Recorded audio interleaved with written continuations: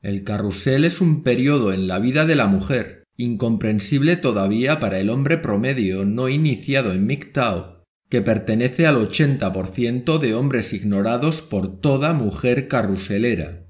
Un hombre promedio que no conoce la realidad del animal sexual en que se convierte la carruselera cuando se tropieza con un hombre del 20% de más éxito entre las mujeres, al que se dedica en cuerpo y alma. Normalmente, este hombre promedio conseguirá tener relaciones sexuales de vez en cuando y estará muy acostumbrado a rondar la zona de amigos de la carruselera. Ingenuamente se preguntará que dónde está la famosa tarta de la liberación sexual de la que tanto se habla, porque su trozo del pastel no lo consigue encontrar por ninguna parte, y mira que lo busca. O puede llegar a creerse que si él no se beneficia de una sexualidad plena, también tiene que haber por ahí muchas mujeres en su misma situación. Angelito. Desde los 18 años, o incluso antes, se le abre a la mujer moderna un periodo de frenesí sexual que todos los que no han sido invitados a la fiesta no se pueden ni imaginar. Este periodo es lo que se conoce como carrusel. La mujer joven se inicia en él cuando todavía es mentalmente inmadura debido a su juventud, pero muy poderosa en el juego de la seducción y el deseo sexual. El carrusel es divertido y maravilloso porque no implica ninguna responsabilidad. Se pueden encadenar parejas sexuales sin tener que pensar en el día siguiente. La mujer en el carrusel no piensa en labrarse un futuro ni en qué puede aportar a las personas de su entorno o a la sociedad. Todo lo que no sea vivir en el carrusel le parece un rollo, porque lo que quiere es alegría, fiesta y diversión. Consigue tanta atención de los hombres y tan fácilmente que se cree que todo gira en torno a ella, por ella y para ella. Como los niños en una feria, se ríe, se emborracha de luces de colores en cada vuelta y le parecerá increíble que tanta felicidad pueda ser posible. Por fin se siente viva. El carrusel no afecta a todas las mujeres. Unas pocas se casarán con su primer amor a los 19 años y otras serán más comedidas en su número de citas, a menudo porque no tienen demasiadas opciones o porque viven en lugares recónditos de difícil acceso por tierra, mar o aire. Pero el poder de atracción del carrusel es tal que pocas son las mujeres de nuestro tiempo que no lo prueban por lo menos durante 2 o 3 años. La mayoría se subirá al carrusel casi de la misma forma en que un toxicómano entra en el mundo de las drogas. Se encontrará de joven en su entorno familiar y escolar con amigos y conocidos que la iniciarán en el libertinaje y que limarán las últimas asperezas, esas pequeñas reticencias que le puedan quedar de la educación opresora heteropatriarcal recibida en su niñez. Le dirán que no pasa nada, que ya verás qué divertido, que todo el mundo lo hace.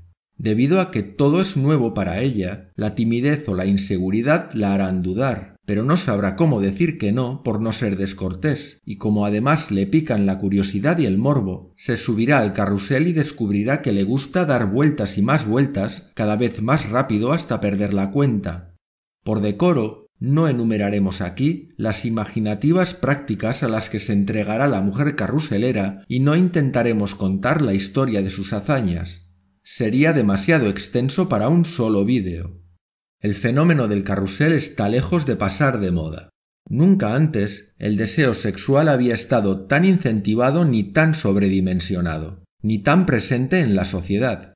Tal y como lo conocemos hoy en día, el carrusel es la consecuencia directa de la liberación sexual, que ha conseguido que veamos como independientes 3 conceptos que hasta entonces estaban muy interrelacionados: la moralidad, la sexualidad y la reproducción. Hace unos 30 años, muchos hombres hicieron campaña por la liberación sexual de la mujer, pensando que se iban a poner las botas, que disfrutarían del sexo con las mujeres sin límite. Pero se encontraron con que aquella soñada liberación derivó en el carrusel, que provocó la miseria sexual de muchos hombres, ya que en el carruselismo, lo mismo que en el capitalismo, hay abundancia solo para unos pocos en detrimento de otros muchos. Las mujeres, además, siempre han promovido la imagen de su inaccesibilidad para crear sensación de escasez e incrementar artificialmente su valor en el mercado sexual. Si a esto le añadimos que en el momento histórico tan liberal y permisivo en que vivimos, las expectativas que crea la hipergamia femenina son tan elevadas y apuntan tan alto en la pirámide social, que a muchos hombres no les queda más opción que conformarse con idealizarlas y fantasear con poseerlas. La fuerza que propulsa al carrusel es la sobrevaloración y el endiosamiento de la mujer. Pero el carrusel tiene fecha de caducidad. Después de haberse pasado una década deslumbrante en la magia del sexo descontrolado y frenético del carrusel, la mujer se ve un día fuera de él, a veces incluso cansada y asqueada de sus propios excesos. Su biología le sorprende con que ya no atrae a los hombres como antes y que ya no son tan fáciles de conquistar. En definitiva, la joven ya no lo es. Se pasa horas enteras delante del espejo, alarmada por las arrugas que descubre en su cara. Está envejeciendo. Se asusta y le entran unas prisas locas por encontrar la estabilidad de un hombre con recursos con quien formar una familia, pero tiene miedo a equivocarse en la elección, porque se da cuenta de que ya no le queda tiempo. La salida del carrusel nunca es agradable para la mujer. Piensa con nostalgia que cualquier tiempo pasado siempre fue mejor, y le decepciona comprobar que los únicos hombres que se le acercan son los que antes rechazaba, a los que compara con los hombres que la usaban antes y que ya no la rondan. Las carruseleras afrontan el final de diferentes formas. Nos podemos encontrar con las adictas al carrusel, que se niegan a abandonarlo. Aunque éstas no son muy numerosas, cada vez abundan más, y se las reconoce fácilmente porque hacen todo lo posible por no envejecer. La mujer madura, adicta al recuerdo de su carrusel particular, se autoengaña pretendiendo una juventud que ya no tiene. Saldrá a la calle después de aplicarse varias capas de maquillaje, vestirá ropa juvenil varias tallas inferiores a la suya y, si se lo puede permitir, abusará de la cirugía estética. Compensará su deterioro físico con la hipersexualización de su imagen, con la promesa de una sexualidad más accesible. Todo en la adicta tiende a lo sexual, pues ella misma vive por y para el sexo, ya que a lo largo de su vida solo ha sabido valorarse a sí misma en función de su atractivo sexual. Probablemente terminará como una solterona, es decir, sola o encontrándose únicamente con hombres que se apresuran a abandonarla después del acto sexual. Como en un casino, estaba tan maravillada con lo fácil que era todo en el carrusel que olvidó abandonar la mesa de juego mientras ganaba y terminó desplumada. Están también las mujeres que deciden asumir con normalidad su estancia en el carrusel, no porque den muestra de una mayor seguridad en sí mismas, sino porque en nuestro mundo moderno nadie las criticará por su prolífico historial sexual. Estas mujeres que asumen su condición de carruseleras lo confesarán todo orgullosas de ser mujeres de mundo. ¿Tríos mezclando alcohol y drogas duras? Sí, claro, como todo el mundo, tienes que experimentar cuando eres joven. ¿Una orgía en la playa con 14 desconocidos? Sí, claro, todos buscamos nuestros límites cuando somos jóvenes. Si estás buscando material para escribir libros eróticos, la carruselera diplomada podría llegar a dejar sin palabras al Marqués de Sade. Es casi vergonzante la forma en que se entregan a la última de las perversiones sin hacerse demasiadas preguntas. Afortunadamente para ella, la que asume con normalidad el carrusel, es probable que encuentre a un incauto que comprenda y acepte su pasado. Luego tenemos a la arrepentida. La arrepentida acepta hablar de su pasado siempre y cuando esté edulcorado. Nunca irá más allá de dar 3 o 4 pinceladas acerca de su vida anterior. Voluntariamente se olvidará de la mayor parte de su pasado y será una gran aficionada a las mentiras piadosas, porque en la pareja ya sabes que no es bueno contarlo todo. Esta mujer contará que cometió algunos excesos, pero nada de lo que su proveedor actual deba preocuparse. Transformará la realidad de su docena de parejas sexuales y de los 50 o más, ni sabe ella cuántos rollos de una noche, cómo quieres que se acuerde, por algo más aceptable como 3 o 4 novios y algún otro con el que no fue más allá de besarse. La arrepentida espera y confía en que podrá borrar su pasado carruselero para encontrar a un buen hombre que sepa tratarla como la princesa que es. La última categoría corresponde a la puritana. La puritana no endulza la realidad de su pasado sexual como la arrepentida.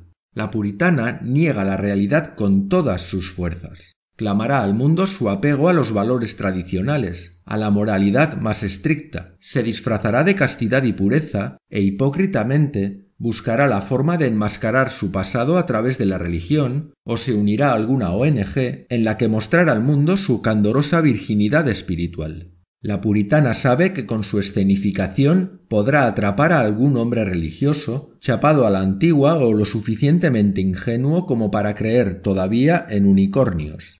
Pero tened claro que cuanto más fanatizada sea su puesta en escena, más tendrá que reprocharse por la realidad de su pasado en el carrusel.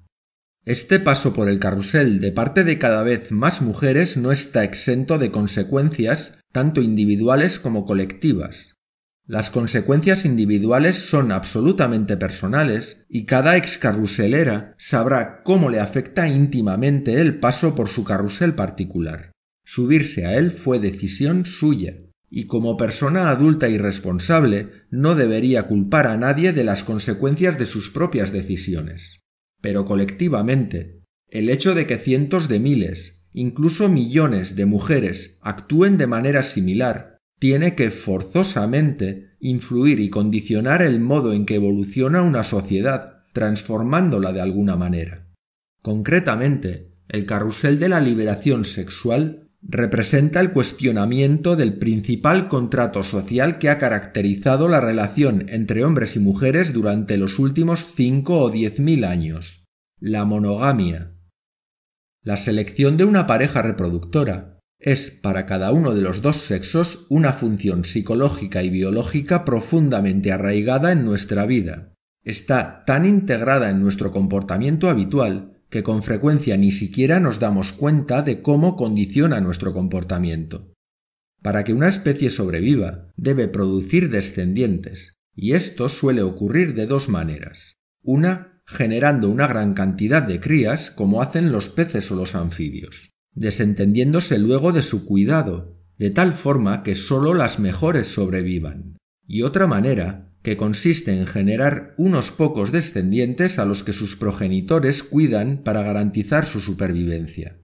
Esta última opción es la que adoptaron los seres humanos. Las mujeres, a lo largo de su vida, tienen la capacidad de engendrar unos pocos niños, que requieren atención y cuidado durante muchos años antes de poder mantenerse a sí mismos.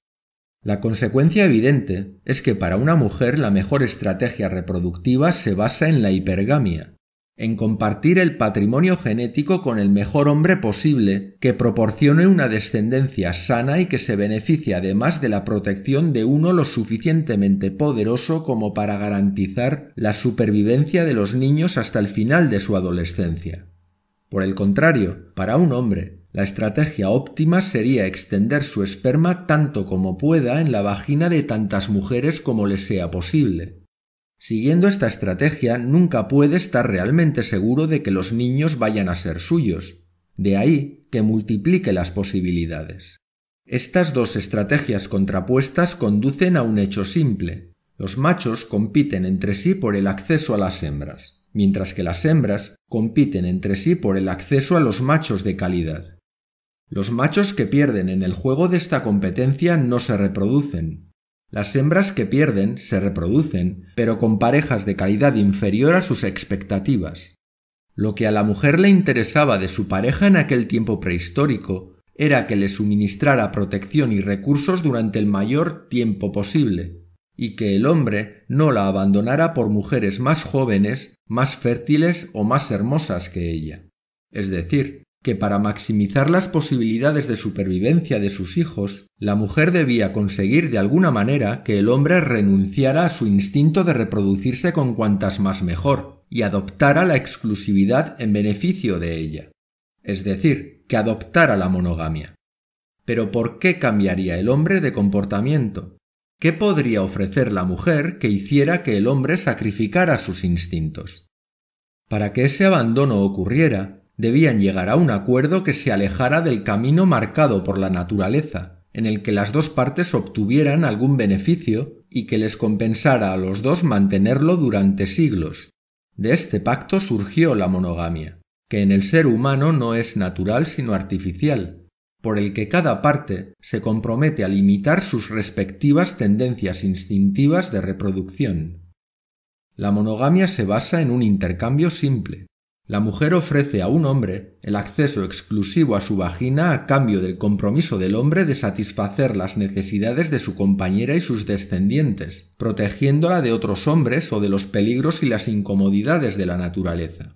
Con este intercambio se puede ver el sobredimensionamiento del valor de una vagina. El trato es costoso y, visto fríamente, totalmente desproporcionado. Pero no es excesivamente deshonesto, puesto que los hombres no estaban obligados a aceptar el precio exigido por la mujer, y es difícil que ella no se sorprendiera de lo fácilmente que se dejan arrebatar los recursos los hombres. Aunque el hombre pierde mucha de su libertad y limita sus posibilidades reproductivas a una sola mujer, la mujer también corre un riesgo considerable, ya que apuesta su futuro a una sola baza. Pero este cambio hacia la monogamia no fue solo inducido por la mujer, sino también por los familiares de la mujer, muy posiblemente por sus hermanos varones.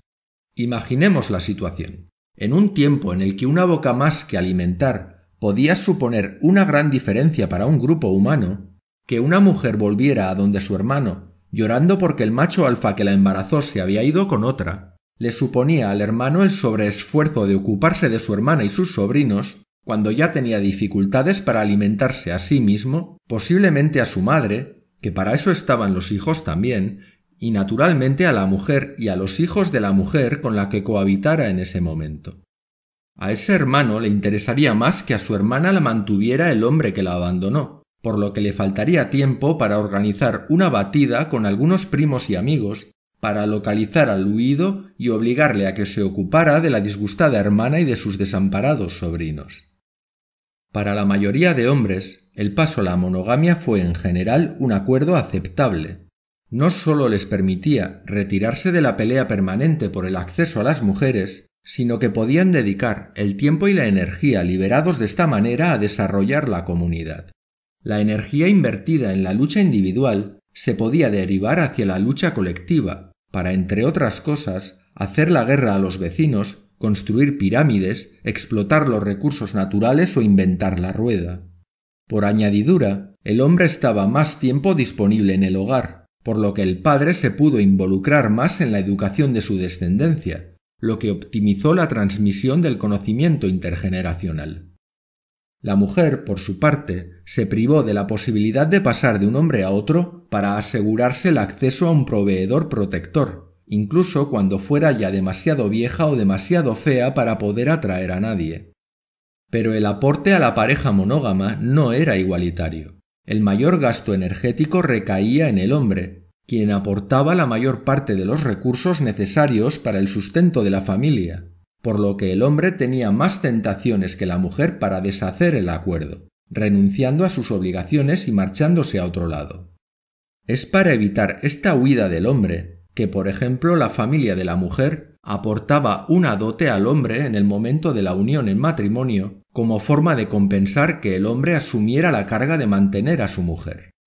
Históricamente, todas las sociedades han estado obsesionadas con la figura de la pobre madre abandonada por el malvado de su marido. No es por casualidad que en los últimos siglos todos los desarrollos sociales y legales relacionados con la familia, la reproducción y la sexualidad se hayan hecho en beneficio exclusivo de las mujeres. Por ejemplo, mientras que en la antigüedad romana la sola palabra del pater familias determinaba quién era o no su hijo legítimo, durante la Edad Media cristiana se estableció que la mujer tenía presunción de fidelidad, es decir, que la mujer siempre era considerada fiel, por lo que solo el hombre podía ser infiel, y esto hacía que el hijo de la mujer fuera obligatoriamente legítimo hijo del marido. No se dudaba más que muy raramente de su palabra. Y esta sigue siendo la situación hoy en día. Ni tan siquiera una prueba de ADN negativa para el hombre que la mujer dice que es el padre le exime a ese hombre de la responsabilidad de ocuparse del niño. Durante el siglo XX existen muchos ejemplos que atestiguan la destrucción progresiva del papel y la autoridad del hombre en los países occidentales, mientras que las mujeres reciben cada vez más ventajas y más recursos por parte del Estado sin que se compense a los hombres rebajándoles las obligaciones materiales en la misma proporción. La autoridad simbólica del padre sobre la familia y los niños se ve limitada y en ocasiones incluso abolida. En muchos sentidos, es el Estado el que toma el lugar del padre y por tanto el padre es despojado de las ventajas que tenía en la pareja y en la familia. Aquellas ventajas que hicieron posible que el pacto original de la monogamia fuera justo, ahora se perciben como injustas para la mujer. En otras palabras, se podría decir que durante el último siglo el precio del acceso exclusivo a la vagina se ha vuelto todavía más caro, porque los recursos y la protección por los que la intercambiaba los reciben ahora del Estado protector. La mujer ya no necesita a los hombres beta proveedores, porque el Estado ya cumple ese papel de beta y por tanto ya solo aspirará a hombres alfa que son los únicos que pueden pagar el nuevo precio. De ahí el chiste de tantas feministas diciendo que el hombre está obsoleto, pero no es el alfa el obsoleto, sino el beta proveedor. Al mismo tiempo, ninguno de los derechos tradicionales de las mujeres ha sido cuestionado. Conservan sus prerrogativas en el hogar, la sobrevaloración de su condición de madre, la consideración de que por defecto necesita de más ayuda y protección que el hombre, etc. Todo esto le permite a la mujer la reconexión con su hipergamia natural. El paso de la condición monógama de la sociedad al mundo ginocéntrico de hoy no es fruto de una mera casualidad. Es el resultado de la ruptura del contrato social de la monogamia. Pero solo se ha permitido romper el pacto a una de las partes. Al hombre se le tiene todavía atado a sus obligaciones originales. Este mundo contemporáneo, destruyendo el pacto monógamo, nos retrotrae en términos de estructura familiar a varios milenios atrás, al momento en que para los hombres el mundo era una lucha de todos contra todos por el acceso a las mujeres, al momento en el que la mujer se aferraba con uñas y dientes al hombre más poderoso posible, viviendo en la angustia perpetua de que pudiera aparecer una mujer más bella o más joven que le arrebatara su lugar. En muchos aspectos esta liberación de la mujer no es una liberación, es el retorno a la ley de la selva, a la lucha despiadada del todos contra todos. Es la destrucción de las barreras sociales y morales que obligaban a todos a reprimir los instintos naturales para que el grupo se preocupara por algo más que la reproducción y la sexualidad. La pérdida de estas barreras sociales y morales es la causa principal de la aparición de fenómenos como el carrusel, en el que aunque tiene la impresión de divertirse y vivir plenamente su existencia, la joven en realidad arruina las oportunidades de encontrar un cónyuge de calidad. Como la mujer actualmente ve que cualquier comportamiento sexual es lícito, se puede permitir el lujo de cambiar la estrategia reproductiva de la monogamia por la imitación de la estrategia reproductiva del cuco, ese pajarillo que deposita sus huevos en los nidos de otros pájaros para que a sus polluelos los críen los demás. Esta estrategia de engaño o de adulterio puede darse a priori o a posteriori. El más clásico y el más obvio es el engaño a posteriori. Básicamente, consiste en establecer un pacto monógamo con un hombre que puede ser un buen padre y esposo, para luego, a través de una relación extraconyugal, engañarle con otro e incluso tener un hijo con ese otro, haciendo creer a su marido que el hijo era legítimo. Dentro de la monogamia, este hecho se consideraba una violación del deber conyugal y podía llegar a ser duramente reprimido y castigado. El engaño o adulterio a priori puede parecer más discreto, especialmente porque rara vez se equipara con el adulterio en sentido estricto. Esta estrategia consiste, de hecho, en hacerse embarazar primero por un chico malo con un buen potencial genético, para luego descubrir inocentemente y como si no se lo esperara que ese chico malo realmente era malo como padre y proveedor. En tiempo récord, a veces incluso antes de llegar a dar a luz, esa mujer embarazada de otro se habrá buscado a un caballero blanco dispuesto a renunciar o a diferir su propia reproducción para criar a los hijos de un extraño. Desde el punto de vista de la naturaleza, estas dos estrategias son positivas, permiten la continuidad de la especie. Pero el problema con estas estrategias es que se basan necesariamente en la ceguera de los hombres respecto a la manera en que son utilizados y manipulados por las mujeres. Pero estén ciegos o no, cada vez más hombres sienten intuitivamente que algo está mal y sospechan que el juego está amañado. Nos podemos encontrar, por una parte, con el grupo de los sumisos, que a cambio de la esperanza de acceder a los genitales de una mujer de cuarta mano, reprimen sus instintos y aceptan su papel de hombres dominados, lo que se traduce en muchos casos en su esterilización virtual. No tendrán descendientes o una descendencia más restringida de la que desearían. Estos son la mayoría de los hombres bajo la píldora azul, que aceptan servilmente el papel de engañados a priori o a posteriori. A pesar del engaño, aceptarán dedicar su tiempo, su energía, sus recursos y su capacidad de amar a una mujer que está sopesando fríamente qué situación le conviene más materialmente para maximizar la extracción de recursos de su hombre proveedor, si seguirá en pareja o si se divorciará. Luego tenemos al grupo de los que rehúsan relacionarse con mujeres a largo plazo. Son los hombres que se dan cuenta de la monumental estafa que supone un sistema que les exige que paguen y contribuyan para sostenerlo, sin recibir ningún beneficio a cambio.